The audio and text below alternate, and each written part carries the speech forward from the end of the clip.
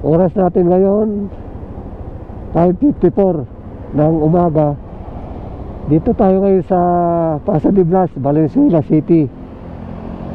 At ngayong umaga ay papasyalan natin yung Dampalit Mega Dike dyan sa Malabon. Meron pa tayong 29 minutes at 10 kilometers. Let's go!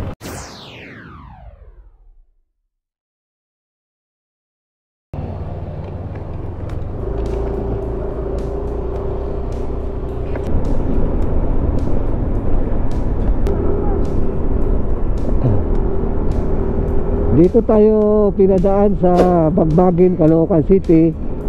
Tumagos tayo ng Paso de Blas, Valenzuela. At babaybayin natin yung MacArthur Highway. Papunta na doon sa pinaka-boundary ng Malabon. Pag kumaliwa tayo dyan, kumanan, NLEX. Labas natin dito, MacArthur Highway.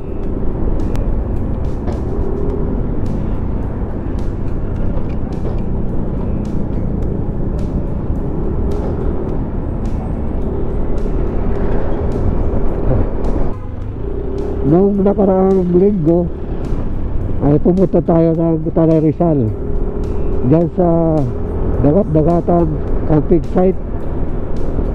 At ngayon dito muna tayo sa city. Papasyalan natin itong tinaguriang Mega Dike dyan sa Malabon. Binabaybay natin itong Bison Road, Valenzuela.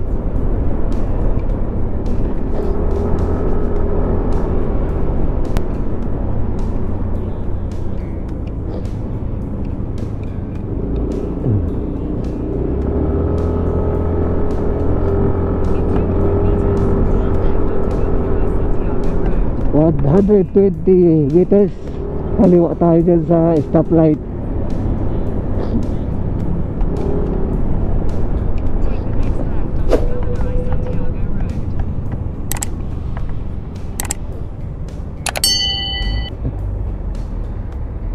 Mas malapit yung dinaanan natin.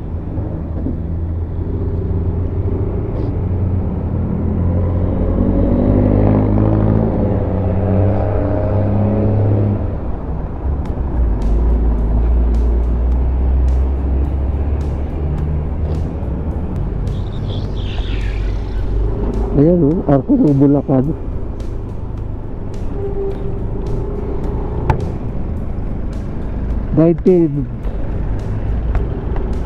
Bulacan.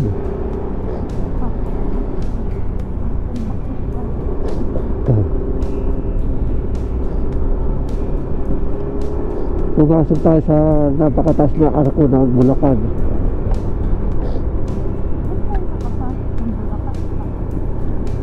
Sa dinadaanan natin, puro ano na yan, malalawak na palisdaan. Dito na tayo sa barangay Dampalit. Saan ba itong Dampalit? Mega Dike. Makikita nyo naman, kalang kayo na may Melville. Nakikita nyo kung may araw doon papuntang Mega Dike. Thank you May Melville. Okay. Thank you po.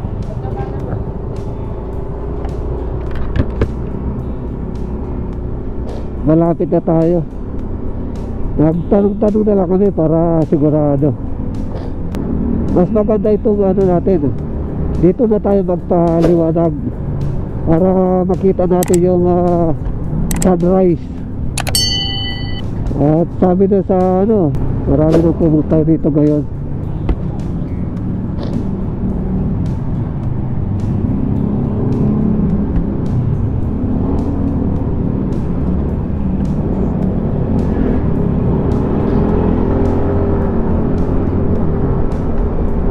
Ito Mega Dike boss. Mega Dike, dito tayo sa ano, this way to Mega Dike. Kanan tayo dito. Ito mayroon na parang mga ano dito, may mga araw na rin siya na nakalagay.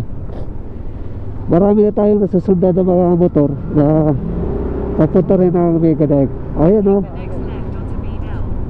di na tayo maliligaw dahil may mga araw talaga siya na nakalagay. Sigurado, nagsaan tao kayo dito dahil araw ng linggo. Naging tourist spot na rin kasi itong Megadike.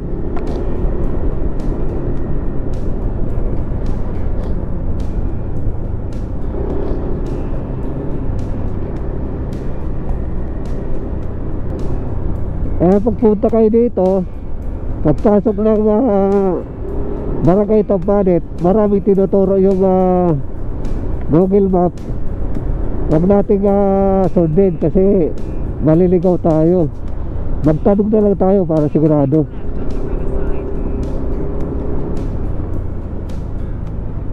Dito kaliwa tayo. Medyo pataas yan. Ito na siguro daanan. Yan makikita natin puro ano na pagpasok natin kanan sa kaliwa puro pispan.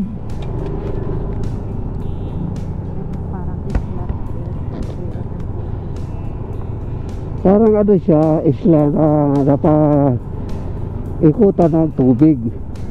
Dito na dinadaanan natin, hindi pa siya simentado. Marami na tayo mga kasabahay ngayon mga motor. Kasi maganda daw dito mag-jogging, mag-bike. At marami na rin yung nagtatambay ng mga sasakyan dito, mga 4 wheels. Sa ganitong kalsada, kasya pa yung 4 wheels. Kaya lang, pag may kasalubong, ang mahirap. Kasi medyo makitid lang yung kalsada. Ayan, hindi pa siya simentado, rough road. Dito madadaanan natin sa mga bangka. Malalawak na pispan dito dinadaanan natin.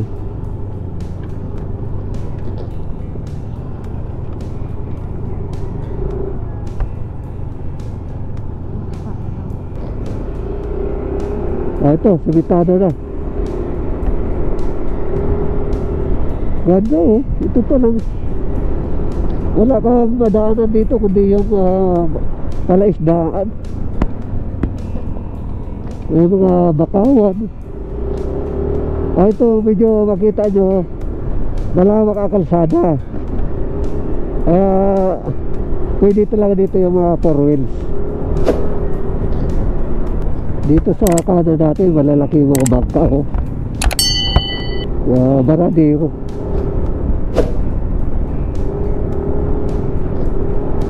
Malamig dito, mahangin. Yung lambat na kalatag lang.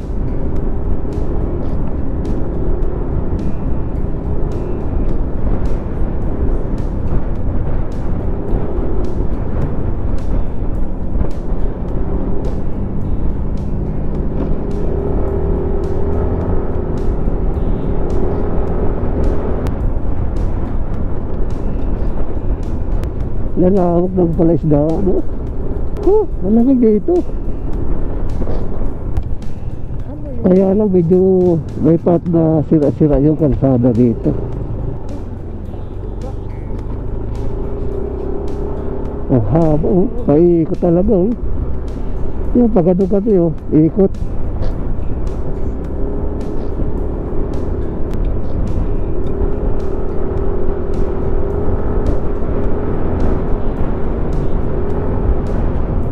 Ganda pala talaga dito. Sarap pag ano dito tuwing umaga mag-jogging, mag-bike. Ito meron na mga nagja-jogging. Dito putol na may simentado. Rough road.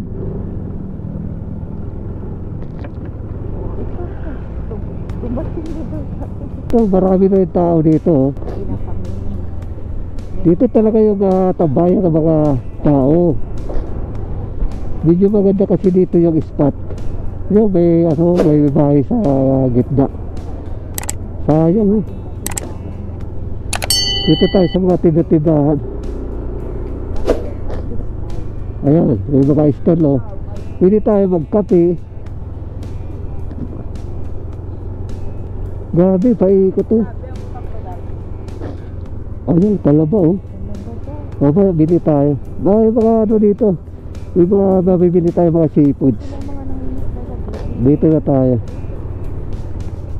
Ayan, ayan, dagka, isda. Hindi ang dagat pa, no? Oh, lakas ng hangin. Baba muna tayo.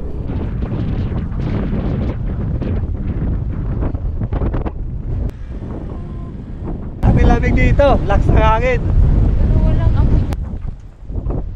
Sarap dito, tambay. Ayan oh. Pista. Oh, bagongon. Dito na kilo. Wala lang to. 800. Magkano kilo yan, kuya? Bawas? Ano nga to, kaya ano, benta sarili ko. Magkano kilo yan, kuya? Lahatan lang nga, 800 eh. Dito sa ano, magkano ba? Kukuhaan daw niya.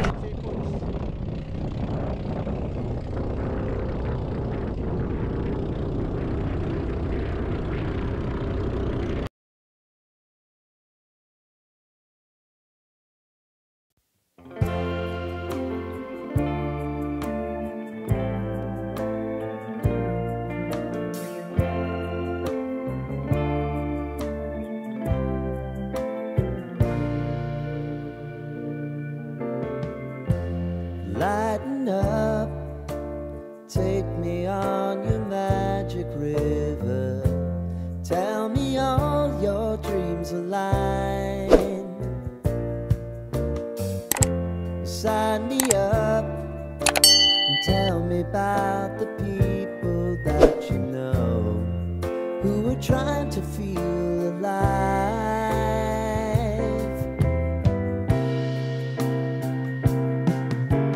Life can get hard, so honey, if you need to cry, just come share my pillow and rain, rain, go away.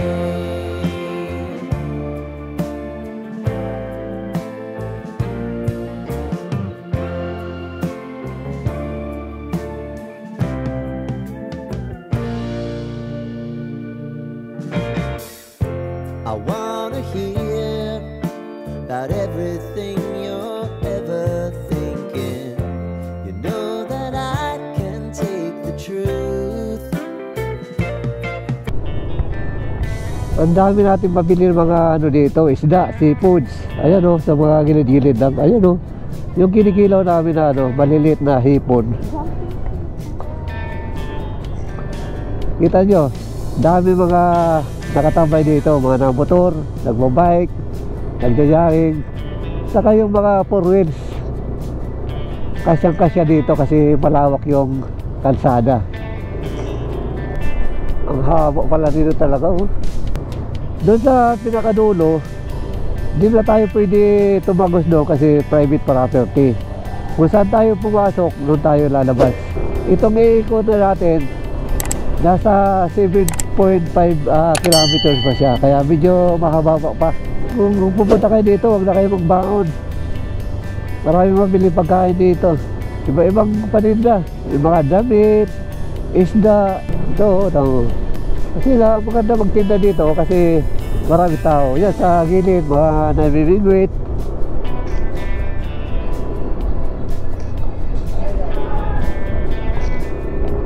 Mas maganda siguro ito dito pag kami kung may ilaw. May dala tayong pamigwit, pwede kayo mamigwit. Napakahaba talagang ikutin to. Ang isa rin na paninda. O dito, medyo dito siya masyado mahangin. Ano? Kailan dito, walang CR.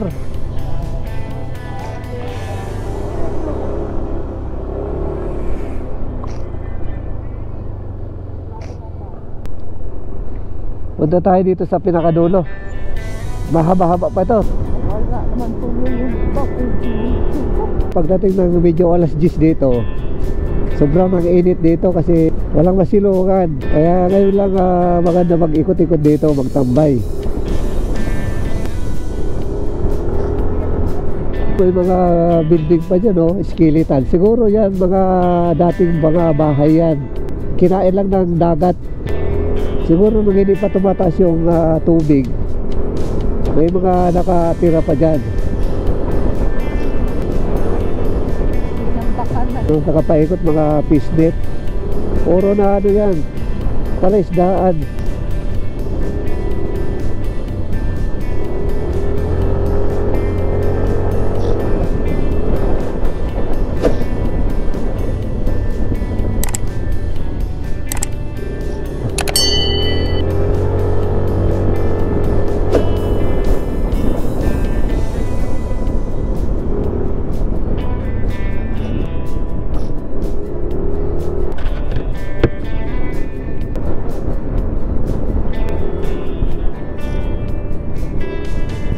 Bakit ito na yung ano dito? Ito na yun. Ito yung dulo.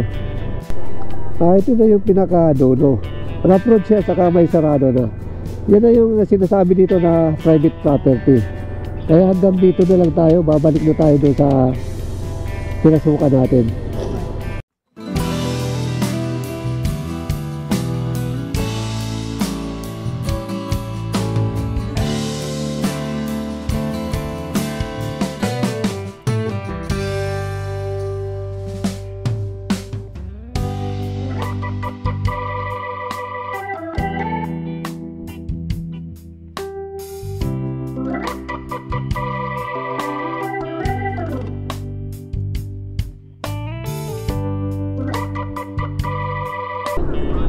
Pabalik na kami at doon ulit tayo dadaan sa pinasukan natin pagpasok ng barangay ng Palit.